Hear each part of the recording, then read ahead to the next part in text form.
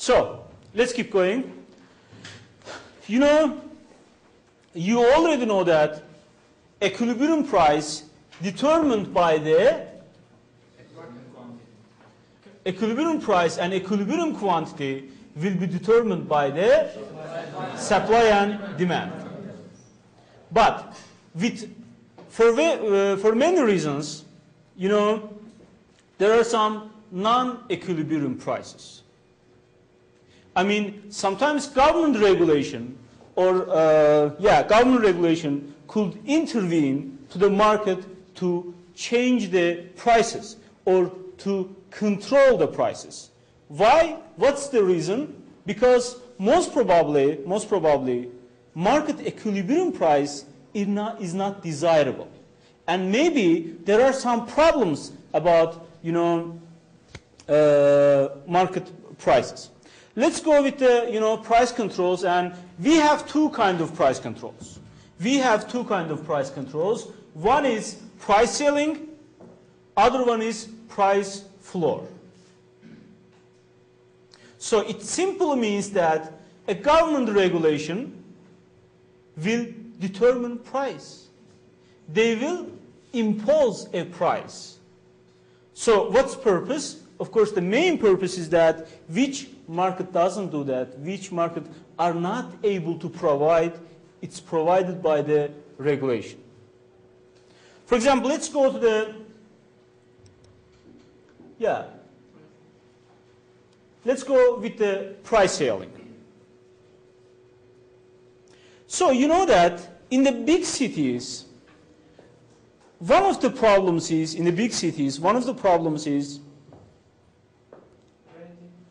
high rents. In big cities, one of the problem is high rents. So imagine that. What about our city? Could you give a number about the rents, housing rents?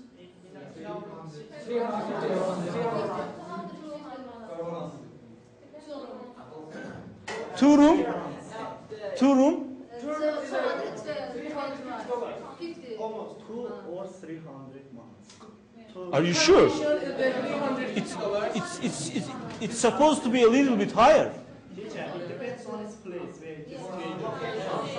Okay, so you are a student of Kafkas University. You want to have a house in Myanmar. What about this?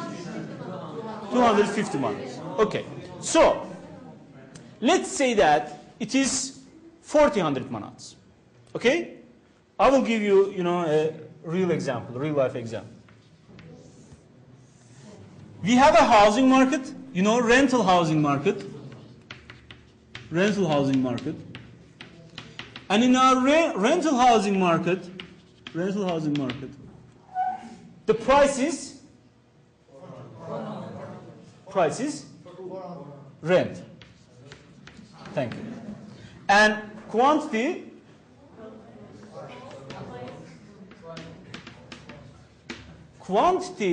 refers to the number of houses supplied and number of houses demanded. So we have a positively sloped supply curve, we have a negatively sloped demand curve.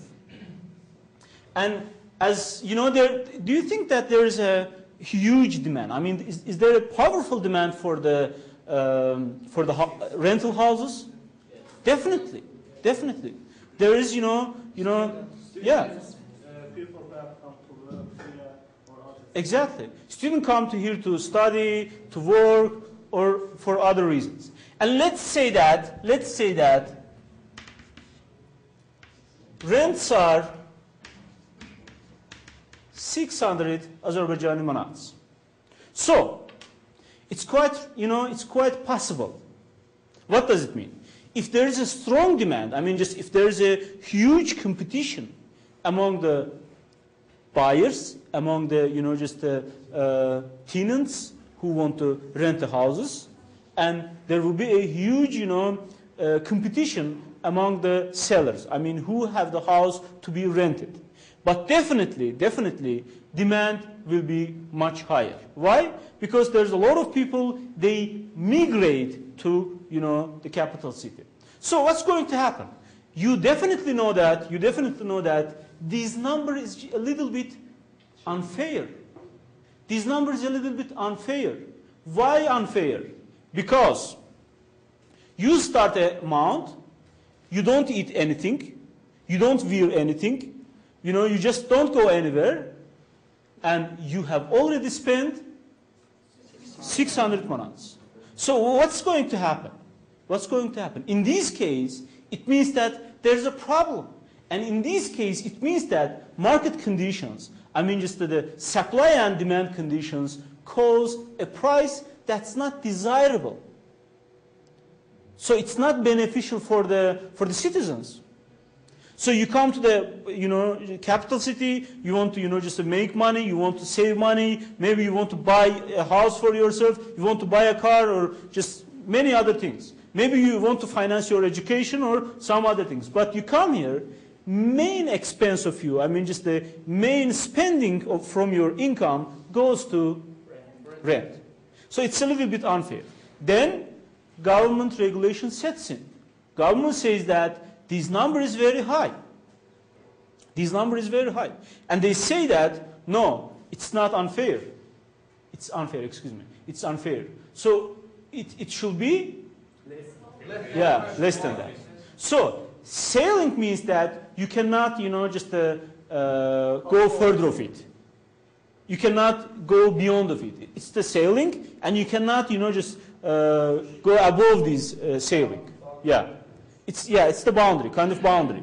It's the upper boundary that doesn't let you, to go. So it means that they are going to set, or they are going to, just determine a ceiling for rents. In the price in general meaning, but rent in, okay. So, and they say that it's supposed to be, for example, 200. Government regulation. Yeah, government regulation sets a price ceiling. Government regulation sets a price ceiling. And they say that 600 is unfair. So as you could see, just on the graph also, it says that price ceiling is binding or binding. Binding means that, it means that it has an effect. I will show you something that is not binding, so it means that it doesn't have any effect. But when you, just set up that much, price, then it means that you have a, binding price. So, it means that it doesn't let you go over it. It doesn't let you, make a transaction. Just to make a rental house higher than this price. So we call it, it's binding. Okay? So it means that in this case, prices are not allowed to, go over this number. Also, for example, if there is high inflation, you could generally, they do to control the inflation rate. If prices go higher with a rapid, pace, with fastly, so you try to do, mitigate. Make it decrease it, kind of decrease it. So when you look at this one, when you look at this graph, you're going to apply your previous knowledge to this graph, and your previous knowledge exactly says you that if prices go down that much, if prices go below the market equilibrium price, you'll have shortage. So let's go step by step. First, quantity of supply is decreasing. Quantity of housing, rental houses supplied go down. We are moving along on a given the supply curve. And on the other side, we know that, for example, let's say that you are staying with your family because 600 Azerbaijani manats is very high, then as you see that it is 200 manats, maybe you have if you have a scholarship or you have other kind of incomes, you can go and you can rent a house for yourself, even just to stay alone or something, or so on. So it means that, for example, if some families stay together, they can also split for this price, because of this price. So what's going to happen, of course? Quantity of demanded goes down. Quantity of rental houses demanded will go up. So, as we are moving along on a given demand curve, of course, quantity of a good demanded or quantity of apartments demanded, for example, in this case, will go up. But on the other side, quantity of apartments demanded will go, supplied will go down. So we already know that, for example, let's give a numerical example, and let's say that when the price is 200 Azerbaijani manats, you see that there is, for example, 20,000 houses are demanded for the rental housing, but there is just only, for example, 5,000 houses, are supplied. So who are the lucky ones? Who are the lucky guys? They get this number. So surplus in this market. Shortage in this market means that 15,000 apartments. Yeah, 15,000 people or 15,000 demands for rental house are not, met by the supply. So it simply means that, without economic terms, it simply means that 15,000, let's say if one people live in one house, it means that 15,000 people are not able to find rental houses. So there is the shortage, the name of shortage or the meaning of shortage is that people are not able to find, place to live. So why it happens so? Why do you think that it happens so? So, quantity of a good demanded exceeds quantity of a good supplied. It's definite. But why it happens? I mean, just when you go to the real life and when you think of that, why it could happen in real life? You mean shortage? Yeah, shortage. Let's go with you. Maybe, I guess, the government decreased the price so much, more than we need. But, just a second. Even it's not so much. We know that if you go below the equilibrium price, Little shortage. but the shortage is shortage. It's not. I mean, it's not equilibrium price. If there is a shortage, it means that you have a disequilibrium, right? So, and this price that's prevalent in this market, it is non-equilibrium price. For example, 600 is equilibrium price, but 200 is non-equilibrium price. Okay, non-equilibrium price. I want to add about something to shortage. So why before you said that why shortage exists, and I want to ask. Maybe. You want to add what? As a law of demand, we said before, if prices go down, the demand is go up, and that's why exists shortage. But for example, let me give you one example. You have a very perfect house, kitchen appliances, carpets, washing machine, other things, other utilities for your house. So you think that value of your house, you are owner of the house, you are landlord.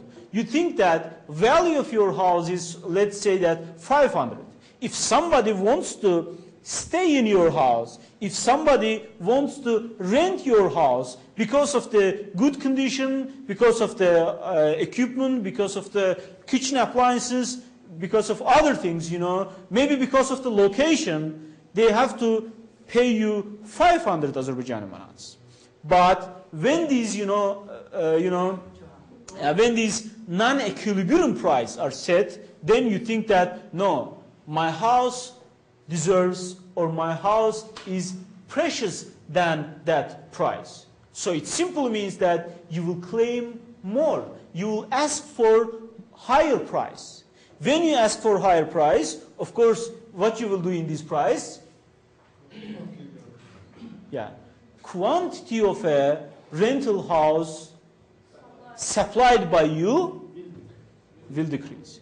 So if it will happen for the other guy, it will happen for the other guy, then it means that, you know, it's the one reason.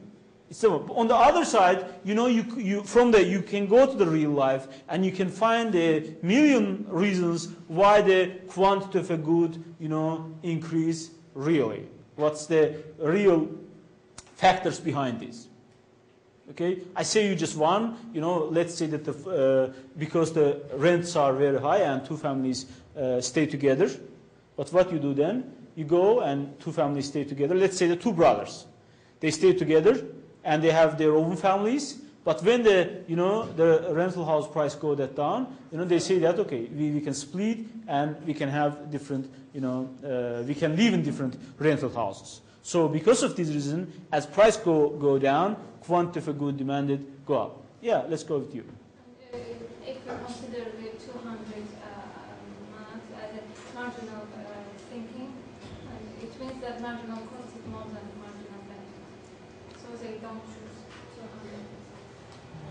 200. Yeah, you mean you are looking from the you are looking to the market from the buyers. Sellers' viewpoint, right? So landlords, maybe we can say. So your colleague, you know, observed the market from the viewpoint or standpoint of the landlords, and she said that if, you know, they think that as a marginal thinking, so the marginal cost is less than the marginal, you know, revenue, and then they will stay away. Because of this reason, quantity of rental houses supplied will go down. Okay? As we see from the graph, and as you explained, when the government uses this price ceiling, it just never works. It doesn't work. Always shortage appears. What they do for avoiding this problem, I mean shortage problem? Can they do anything or? Yeah, you know, just if you are not, so in the long run, if you are talking about the long run, what's the problem when there is a shortage in the housing market? What's the problem? The problem is that people can't find out. Exactly. The problem is that people are not able to find rental houses. So the best solution is to build houses. So, for example, generally, government supports, you know, the new housing. You know, they try to give credits with the low interest rate or so on. They want to support it, and they want to, you know, just solve this problem on the long run. Because we already know that, you know, in the short run there could be some problems, but when it goes to the long run, we try to solve it with the permanent solutions. Okay, with the permanent solution. For example, you know, solve it, you can, you know, just go to some you know, unwanted methods or so on, but generally it's not desirable. They don't do that. Yeah, go ahead. Okay, so price ceiling is okay? Okay, so is there any question about price ceiling? So it means that we understood and we don't have any question, or we don't understand anything, so we don't have any question. Okay, thank you. So there's one guy who understands me, so it's not bad. So okay, let's go to the price floors. And one of the you know, type of the price floor is the minimum wage. Minimum wage. Do we have? Yeah. We have a graph. You know, let's, you know, let's assume that there is two types of labor. Okay? In the labor market, let's assume that there is two types of labor. One is low skilled, less educated. Other one is highly qualified and well qualified or so on. So for the less qualified people, what's going to happen? So imagine that there's a market, and this market is for less qualified people. Do you think that there is a people who will work for the 200 manats? I mean, just think a person, okay? They doesn't have a, education. They are not well educated. They don't have, they are not highly qualified. I mean, just they don't have experience or so on or so on. So in this case, for example, do you think that you could find someone to work for 200 manats? Yeah, it's quite possible. What about 150? Yeah, even 100. You can find people who could, who could work for the 100 manats. But very important, crucial information. And this crucial information says you that as you live in this city, 100 manats is kind of unfair. Or 150 or 200 manats is kind of, unfair. Why it's unfair? Because you will get 100 manats, you will eat, you will buy clothes to yourself. If you had children, you will send them to the school, maybe university or so on. You will pay the tuition and fee. And what else? What else could be? Yeah. If you are, for example, if you love go to cinema, you should go to cinema with the 100 manats. And if you won't like to go to theater, you could go to theater. And you can, just spend some of these, and even you can save, right? Of course, it is impossible. It is impossible. So definitely you will not have a chance to save. Not even, save. You are going to have negative saving. Negative saving means that you will go and you will borrow money from your, friends, from your colleagues, from your somebody. So they say that, for example, in Turkish, there's a byword. They say that somebody who has a lot of, lends, I mean, just the money to pay back. They say that even they have to pay back the money to the flying bird. Okay?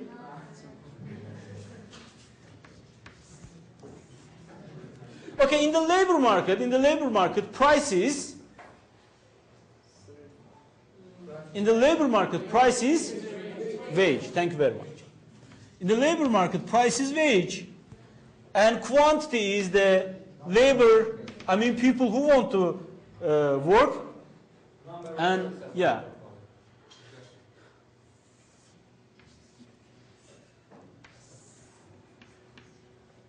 But these,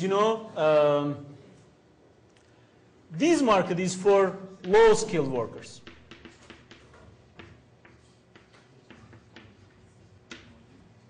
So, let's say that is 100 manats, okay? 100 manats. So, you come up with the idea that this number is quite unfair. And again, government regulation sets in. Government says that this number is not, is not fair. For the citizens, standard of living, it's not fair. So they say that if you want to employ somebody legally, it's very important. If you want to employ somebody legally, you have to pay them at least, for example, let's say that 450. Okay? It's just illustrative example, okay? So you say that, if you want to employ somebody legally, you have to pay them at least 450 manats. So these prices binding. I mean, just it's kind of, it has an effect. It has a, it takes effect and it makes difference. I mean, just the binding means that it makes difference. Not binding means that it doesn't make, any difference. So, in this case, for example, you see quantity of labor supplied will go up. For example, who didn't like this market equilibrium price, market equilibrium wage, they tried to stay away from the, labor markets. They said that, okay, this number is very low. I'm not going to work under these conditions. But right now, they see that if they want to be employed legally, they are going to be paid with the amount of 450. So it means that quantity of labor supplied, will go up. Quantity of labor supplied will go up. Okay, let's do that. So we are going to move along. Let's say that it is 3 million. Quantity of not 3 million, excuse me. 1 million. Quantity of labor supplied will go up. And we will go to this point, it's our equilibrium point. And now we have a compulsory, we have a mandatory, minimum wage. And it's a non-equilibrium price. I mean, it's not determined by the supply and demand conditions. It's determined by the government regulation. And government regulation did that to increase the standard of living or welfare, of the people. So what's going to happen? Quantity of labor supplied will go up. But on the other side,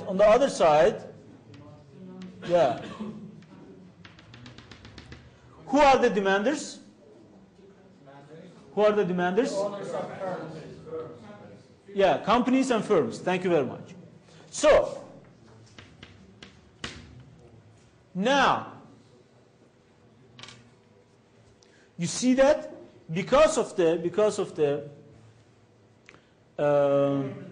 binding, because of the high wage, legally established high wage, quantity of labor demanded go down. Quantity of labor demanded go down, and quantity of labor supplied go up. And in this case, in this market, with your, when you make, connection with your previous classes, you could come up with that there in this market there is shortage or surplus. So, labor market, in the labor market, with your own expressions, in the labor market, shortage mean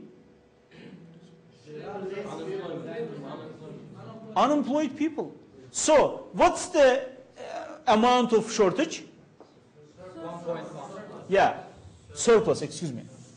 The amount of surplus is 1.1, okay, let's say million, okay? So it is surplus. In the labor market, surplus equals to unemployed people. So it means that in the low-skilled workers, in the low-skilled workers market, labor market, there is 1.1 million surplus. Just unemployed people because of the regulatory minimum wage. So you know that firms has a budget. Firms has a cost budget. They will allocate this budget for employing labor. They will allocate this budget for employing raw material, inputs, and other kind of resources. When the price of input goes up, you already know that firms, has less chance to produce more. For example, let's say that your budget is 4,500 Azerbaijan manas. In previous case, you were able to employ 45 people, workers. But right now, because price has gone to there, you are, just only 10. So it means that if the input prices go up, you are able to, or you are obliged to, employ the less people. Because you have a budget. And as long as you don't increase your budget, it means that you will decrease, you will decrease production. Why you will decrease production? Because the inputs you buy, you will Yeah, more expensive. Exactly, exactly.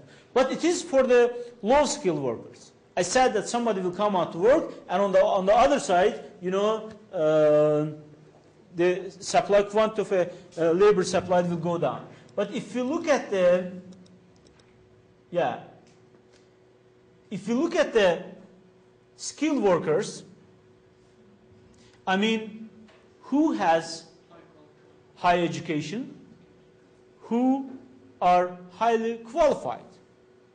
For example, 3 years later, you will be like that. Okay.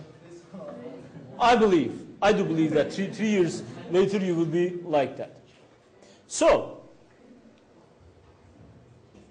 and for your market, you know, let's say that the WE equals to, for well-educated people, W sub E equals to, come on, don't sell yourself with that cheap amount. Okay. Okay.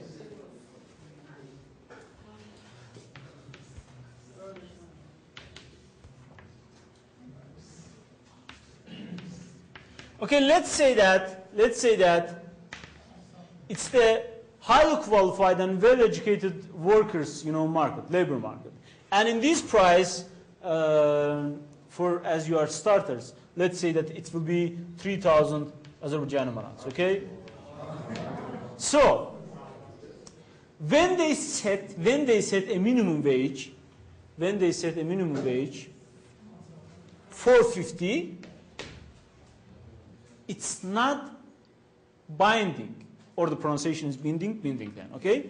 So it means that in this market, I mean in the skilled workers market, minimum wage rate is not binding.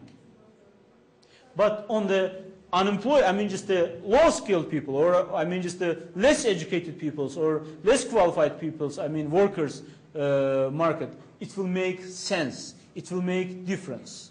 But when it comes to, you know, highly skilled or well-educated people's market, which is mainly about you, you know, it's not binding or binding. You understand my point? Okay. Yeah. What about if the government says minimum wage will be, for example, 4,000 minimum wage? No, they don't say that. They don't say that. They don't say that. Why they don't say that? Because when government intervene to the market, I mean market conditions, the main purpose is to, increase the standard of living of citizens. But in this case, if the people's, wage are like that, it means that standard of living is very high. So you don't have to increase it anymore. So they should decrease it? No, generally they don't do that. Okay, generally don't do that. But for example, this in our country there's not a teenage labor. For example, in the United States market, there's a lot of teenagers that they work. When they are 18 years old, they go and they find job. For example, if you are in the United States right now, you have to work. But because of our traditions and so on like that, you don't work. And thanks to our traditions, you just come here and you just enjoy the, just show or something else or so on. So it's for the, less experienced people and generally for teenagers. But this one, when it comes to highly qualified people, then minimum wage rate is not binding, of course. And the reason is that, why it's not binding, why the minimum wage rate is not, binding in the highly skilled workers labor market? Because their previous salary were higher than this one, so they don't want to work. Nobody will work for this wage. Because that price is lower than equilibrium price. Thank you very much. Because market on it is open.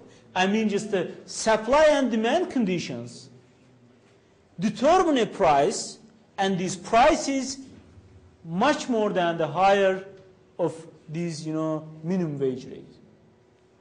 So in the first, option, market conditions, supply and demand conditions are not able to, give the people, give the citizens exactly, what's fair for them. But on the, the second one, on this one, the market conditions, supply and demand conditions, without any doubt, determines this. So in this case, of course, it will not be binding. It's not going to have any, effect. Okay? It's not going to make any difference. It's not going to make any difference. Yeah, for example, they give this example about the price ceiling for the United States. It says that in 1973, the Organization of Petroleum Exporting Nations reduced the supply of oil. You already know that in this case, as it is the factor other than goods oven price, it's the factor than oil's oven price. Because the crude oil is a major import for gasoline, this reduction in the supply of oil caused a shift in the supply curve the gasoline left for. Okay? So it is an input. Crude oil is the input. And it make the supply curve to the shift to the left. And what's going to happen if supply shifts to the left? Price will definitely go up. So it says that there is a sharply rising prices, and government imposed a price control in gasoline. Okay, let's see it on a graph. Okay, let's see this one. So what's going to happen first? In the first situation, when S sub 1 and S sub 2, previously, there was a, E sub 1, equilibrium point. Then, because the crude oil prices go up, gasoline supply goes down. When there is gasoline supply decrease, supply curve shifts to the left. So, when supply curve shifts to the left, our new equilibrium point is E sub 2. It means that price has gone up. So, but when you apply it all over the country, overall country, then you will see that there will be a rising prices. Why? You definitely know that gasoline is the main consumption product. Because people use it in their cars. So, and United States government come up with the price control. They say that no, we know that OPEC decreased the crude oil production. They make the just the price go up. We know that your inputs input prices are very high, but you are not allowed to sell above this PC. So of course it caused a shortage, and it says that shortage caused by the binding price ceiling. Okay, it was a real life example. Are you comfortable about this example? How many of you are comfortable about this one? Okay, I will see you after break time. Kibar yaptı.